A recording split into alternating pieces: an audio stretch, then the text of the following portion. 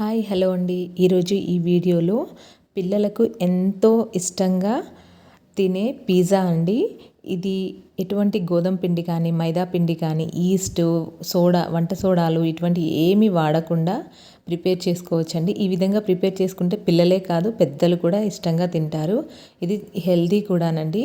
మనం ఇంట్లోనే ఈజీగా ప్రిపేర్ చేసుకోవచ్చు. అదేనండి ఇది ఆమ్లెట్ పన్నీర్ చీజ్ పిజ్జా అండి. ఇది ఎలా ప్రిపేర్ చేసుకోవాలి ఏంటి అనేది నేను ప్రాసెస్ అనేది చూపిస్తున్నాను. వీటికి కావాల్సినవి ముందుగా ఇక్కడ సన్నగా తరిగి పెట్టుకున్న ఆనియన్స్, అలాగే తురిమి పెట్టుకున్న క్యారెట్, నేను ఇక్కడ ఆలూని కూడా ఈ విధంగా తురిమేసి వాటర్లో వేసుకున్నాను. ఎందుకంటే నల్లగా అయిపోతుంది మనం వాటర్లో వేయకపోతే.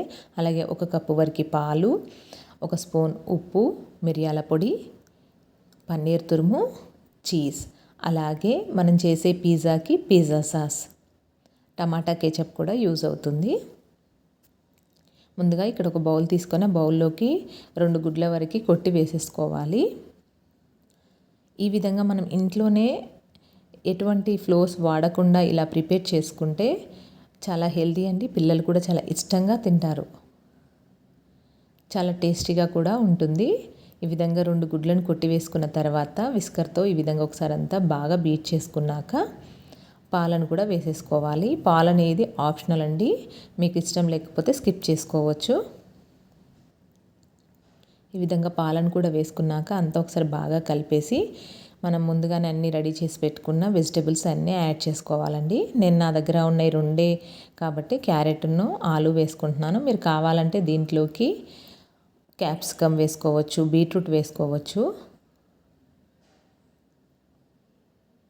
ఈ ముందుగానే మనం తురిమి పెట్టుకున్న ఆలుని వాటర్ అనేవి గట్టిగా పిండేసి ఒక స్ట్రైనర్లో వేసుకున్నానండి. ఆ వాటర్ని ఏం వేస్ట్ చేయకుండా దాంట్లో అడుగున స్టార్చ్ అనేది ఉంటుంది. దాంట్లోకి కొంచెం మనము బియ్యపిండి కానీ లేదంటే శనగపిండి కానీ వేసి ఫేస్కి కూడా అప్లై చేసుకోవచ్చు. ఫేస్ ప్యాక్ లాగా బాగా యూజ్ అవుతుందండి.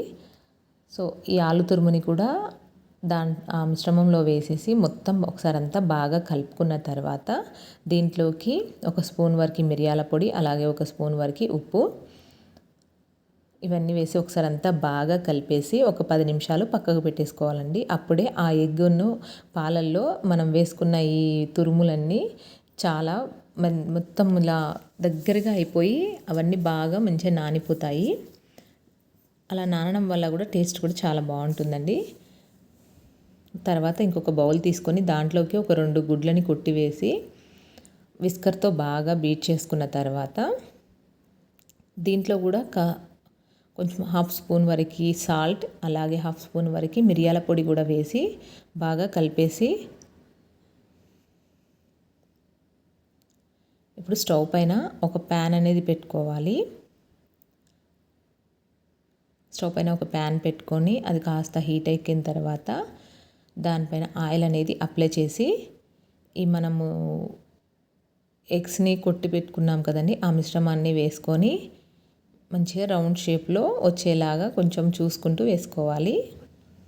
దాన్నంతా కొంచెం రౌండ్గా అన్న తర్వాత మనకు నచ్చిన సైజులో వేసుకోవచ్చండి. నేను మీడియం సైజు లాగా వేస్తున్నాను.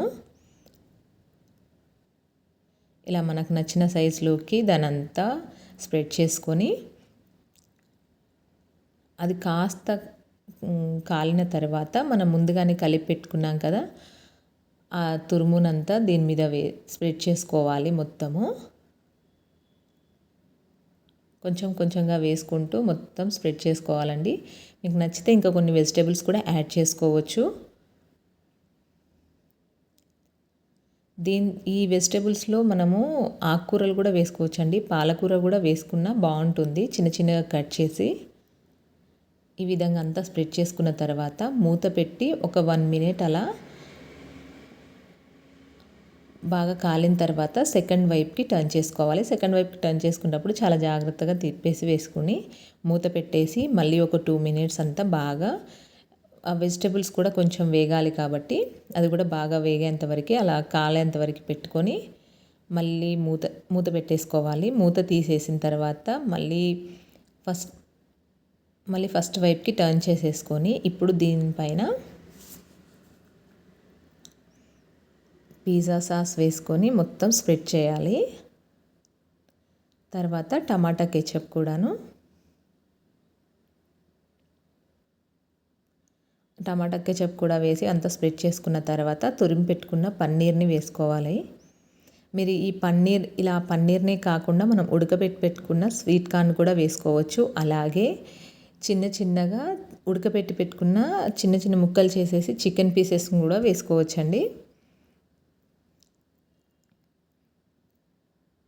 ఈ విధంగా అంత పన్నీర్ని ఒక లేయర్ లాగా వేసుకున్న తర్వాత పైన చీజ్ కూడా వేసేసుకోవాలి. చీజ్ కూడా వేసేసి మూత పెట్టి ఆ చీజ్ అంతా ఇట్లా మెల్ట్ అయ్యేంత వరకు ఉంచాలండి. అదంతా మెల్ట్ అయిన తర్వాత దానిపైన చిల్లీ ఫ్లేక్స్ చల్లుకోవాలి.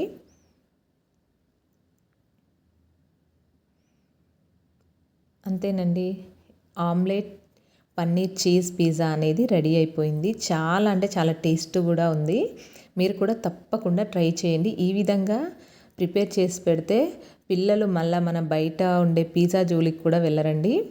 అంత టేస్టీగా ఉంటుంది పిజ్జా అనేది. దీంట్లో వాడినవన్నీ హెల్తీవే కాబట్టి ఈజీగా మనం ఇంట్లోనే ప్రిపేర్ చేసి పిల్లలకి ఇవ్వచ్చండి. ఈవినింగ్ స్నాక్స్ లాగా ఈ విధంగా ప్రిపేర్ చేసి పెట్టారంటే పిల్లలు బయటవి కూడా అడగకుండా ఉంటారు. చాలా అంటే చాలా టేస్టీగా ఉంది. మీరు తప్పకుండా ట్రై చేసి ఎలా వచ్చింది ఏంటి అనేది నాకు కమెంట్ బాక్స్లో కమెంట్ చేయండి. ఇదే ప్రాసెస్లో ఇలా పన్నీర్దే కాకుండా వెజ్ పిజ్జా కానీ చికెన్ పిజ్జా ఏదైనా ప్రిపేర్ చేసుకోవచ్చండి. ఈ ప్రాసెస్ మీకు నచ్చిందా? తప్పకుండా ట్రై చేయండి.